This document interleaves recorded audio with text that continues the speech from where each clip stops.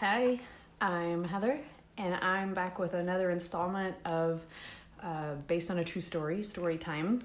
And I'm going to do part two, maybe the last part of the book I wrote for my daughters. Here's me and my brothers.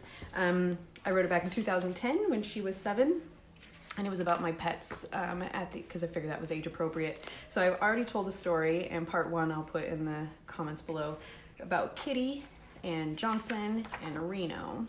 And now it's time to meet Tita. So Tita here is a black lab, and what she's doing, it was probably terrible for her job, but everybody was happy. The dog loved it, whoever was in the sled loved it. So what she loved to do is a kid would get in this sled, and then she would pull the kid in the sled.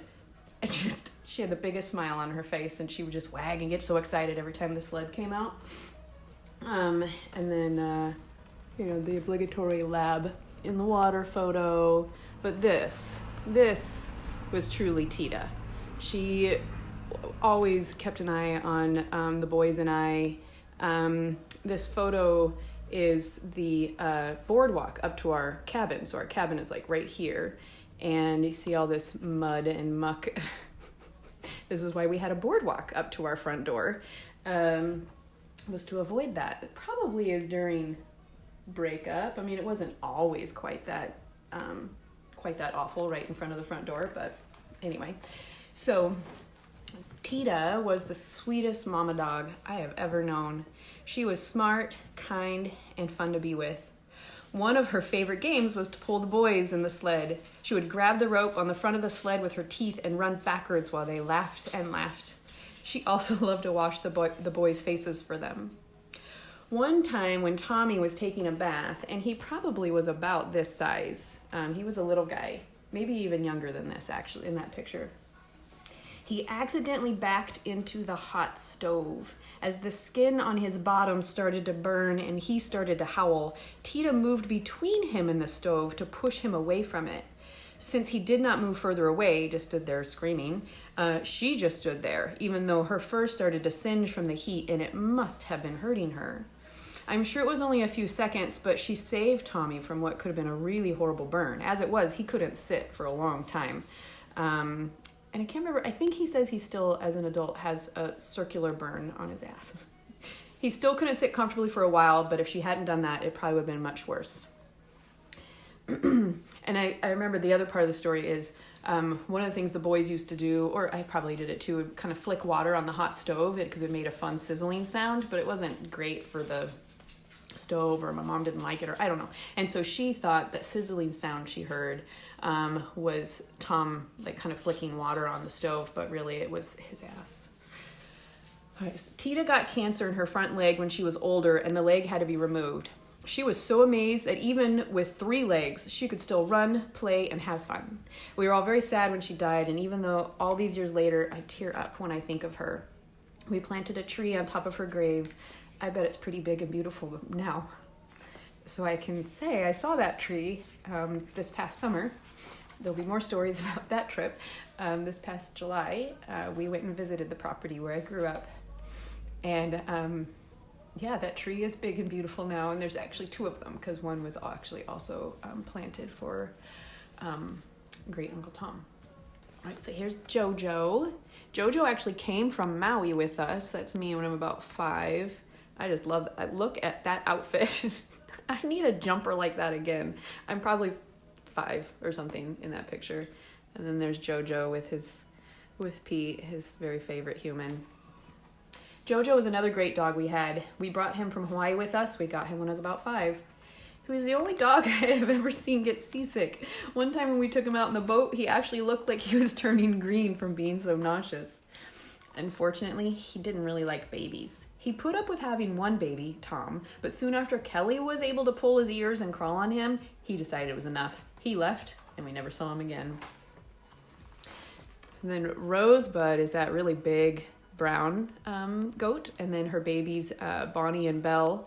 We kept Bonnie, and then I love that photo too. The snow is so high. Like Rosebud is actually about the size of a Shetland pony. She was a particularly large goat. Yeah, there's more photos of Rosebud in other books. Rosebud was the greatest and biggest goat I have ever known. She loved the dogs and loved to run around and play with them. When they barked at people coming up the driveway, she would run around and make snorting noises like she was trying to bark too. Sometimes it seemed like she thought she was a dog instead of a goat. The only time I got mad at her was when I was milking her and she would kick the milk bucket over. I swear she did it on purpose because she loved to drink the warm, fresh milk. So while I hurried to clean up the mess, she would lap up as much as she could and try to push me out of the way with her big head. She was very sweet though too. Sometimes when I was having a bad day, I leaned my head on her big belly while I milked her and she nuzzled my head and gently pulled my hair with her mouth. Sometimes she was really naughty because she ate anything she could get a hold of. She was always breaking holes into the greenhouse and eating the plants in there. Sometimes they were marijuana plants, so I think that's why she was so into them. She also loved to drink from my mom's coffee cup, and sometimes she'd even steal cigarettes from Pete and eat them. So this is not, I'm not sure which goose is the goose in this story, because this is pre-single goose. I don't remember much about our geese until there was only one. They weren't very friendly to us, but they were friends with the goats and slept with Rosebud and Bonnie.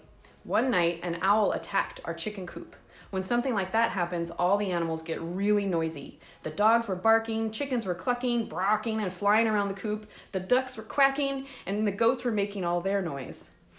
At some point in all the hubbub, one of the goats stepped on one of the geese. And actually, my mom said this isn't what happened. She says the owl actually got the goose, but this is what I wrote in the book, so that's what I'm reading.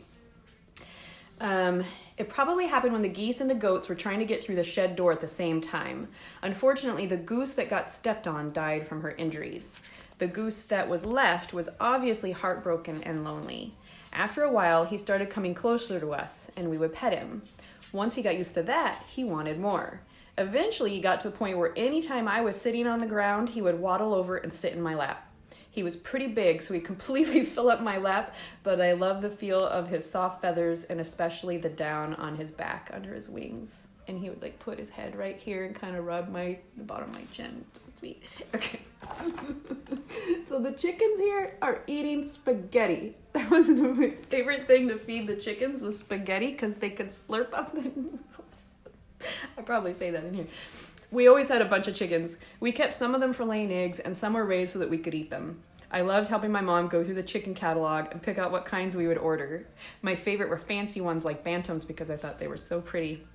The boxes of chicks would arrive in town and we'd bring home a big box of tiny peeping babies. The chicken coop wasn't a very clean place to hang out, but I would often visit the chickens in there. If I sat quietly, after a few minutes they would calm down and start cooing and talking to each other. It was really a nice, warm, comforting place to be. Feeding them was fun too. They would come running from everywhere to form a big mob around my feet as I threw their feet out on the ground. We had to be careful if we ate outside because they'd come right up and steal food off our plates if we let them. So a story that I did not include in here because, again, this was written for a 7-year-old, was, I did say we kept meat chickens. Well, when you have meat chickens, that means then you then have to slaughter them at some point to process them and put them in the freezer. And there was one particular time that my mom was just about to have one of my brothers, I think it was maybe Tom, and we had a lot of meat chickens that needed to be taken care of before she had the baby. And so her and her friend they took care of a lot of chickens all in one day. I don't remember how many chickens it was, but it was a lot. It was a bloodbath. Anyway, this is a moose baby, and that's a couple of moose. We had moose visit often enough that they practically felt like part of the family. There was a mama moose that always brought her babies to that stand of bushes right in front of us. And then these are just a couple of miscellaneous pictures. See, I can't even see. But those are ducks waddling on top of the snow, me sitting on a truck, and all the dogs begging. And then just a cute picture of goats and kids. And then, there's our cabin. So that's me at about, I'm probably 12 or so. Tom, Kelly, Pete, my mom. All right, so there's that. And I'll put part 1 in the comments in case you missed it yesterday. And I hope you have a great day.